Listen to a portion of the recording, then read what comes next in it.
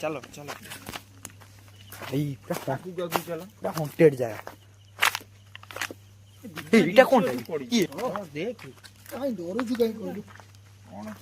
भाई देखिलो केनटा जागा आइछि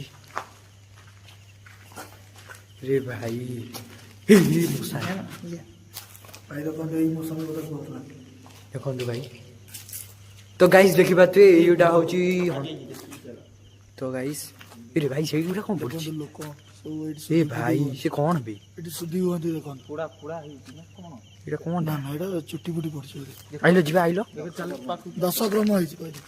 तो गाइस देखि बात एटा कोन पड़छि जा ना सेठ जा ना बुझिल